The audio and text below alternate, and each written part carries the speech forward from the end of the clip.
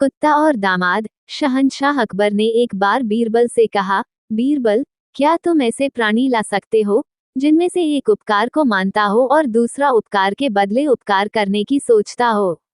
बीरबल कुछ देर तक चुप रहे, फिर हाँ में सिर हिलाकर चले गए। दूसरे दिन बीरबल एक कुत्ता और अपने दामाद को लेकर दरबार में आए।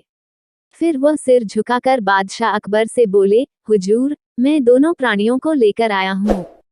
इनमें दोनों ही गुण है। बादशाह अकबर ने कहा, ठीक है, लेकिन हमें इनके गुणों का पता कैसे चलेगा? बीरबल बोले, जहां अपना ये कुत्ता है, केवल रोटी का एक टुकड़ा खाकर मरते दम तक अपने स्वामी की रखवाली करता है। इसे डंडे से पीटकर मालिक घर से भगा देता है, तब भी यह बुलाने पर भागा भागा चला आता है और उसी ईमानदारी के साथ मालिक को हर खतरे से बचाता है। बीरबल ये कहकर चुप हो गए। शहंशाह अकबर बोले, और दूसरा प्राणी? बीरबल थमती आवाज में बोले, हुजूर, यह मेरा दामाद है। इसका स्वभाव ऐसा है कि लड़की का पिता अपना सब कुछ इसे क्यों ना दे दे और स्वयं फकीर ही क्यों न बन जाए, फिर भी इसे चैन नहीं मिलता। अकबर बीरबल की बातें सुनकर क्रोधित हो गए और दामाद को गुस्से से गिरते हुए कहा, ले जाओ, दामाद को सूली पर लटका दो और कुत्ते को दूध पिलाओ। बादशाह का हुक्म सुनते ही बीरबल का पसीना छूट गया। वह सिर झुकाकर नम्र स्वर में बोले, हुजूर, मेरी बात को समझें। मैंने जो भी कुछ कहा वो केवल अपने दामाद के लिए नहीं कहा, मैंने तो दुनिया के सारे दामादों की बात कही है। जहां पनाह, क्या मेरे दामाद को ही दंडित करना उचित होगा? आप भी तो किसी के दामाद हैं, या यहाँ पर जितने भी लोग हैं वे सब किसी ना किसी के तो दामाद हैं ही। बादशाह अकबर अचानक ही सहम गए और उन्होंने अपना हुक्म वापस ले लिया। बीरबल की नेक सलाह। शहंशाह अकबर किसी बात को लेकर अपनी बेगम से खफा हो गए और हुक्म दे दिया कि वह महल छोड़कर चली जाएं। बेगम काफी चिंतित हो गईं और उन्होंने शहंशाह को मनाने की बहुत कोशिश की, पर बादशाह पर कोई फर्क नहीं पड़ा। बहुत सोचने विचारने के बाद बेगम ने बादशाह की आज्ञा का पालन करना ही ठीक समझा।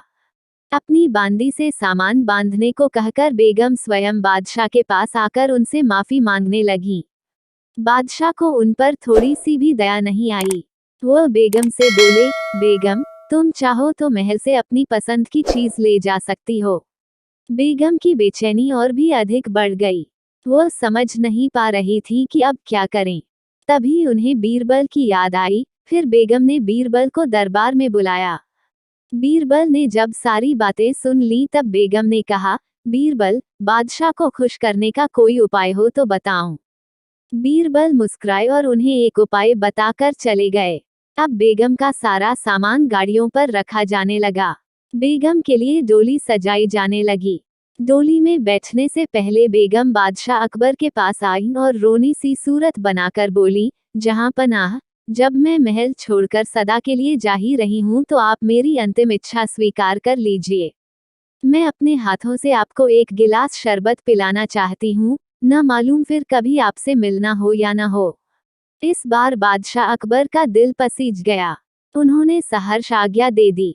बेगम ने आज्ञा मिलते ही बादशाह को प्रेमपूर्वक शरबत पिलाया। शरबत में पहले से ही नशीली दवा मिली हुई थी। बादशाह शरबत पीते ही नशे के कारण सो गए।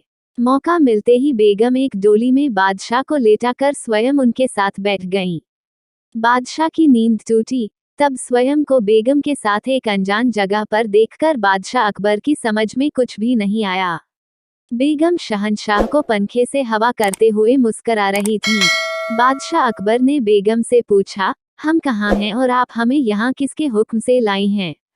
बेगम ने सिर झुकाकर नर्म आवाज में कहा, जहां पनाह, आपने ही तो हुक्म दिया था कि मैं महल से अपनी पसंद की चीज साथ ले जा सकती हूँ। हुजूर, इस दुनिया में ऐसी कोई भी चीज नहीं जो आपसे अधिक पसंद हो। महल में जो मुझे सबसे अधिक पसंद है वह आप हैं, इसीलिए मैं आपको अपने साथ लाई। बेगम के इतना कहते ही बादशाह का गुस्सा काफूर हो गया और उन्होंने बेगम को क्षमा कर दिया। महल में वापस आने पर बेगम ने बीरबल को हीरे जवाहरात दिए और उनका बहुत बहुत धन्यवाद दिया।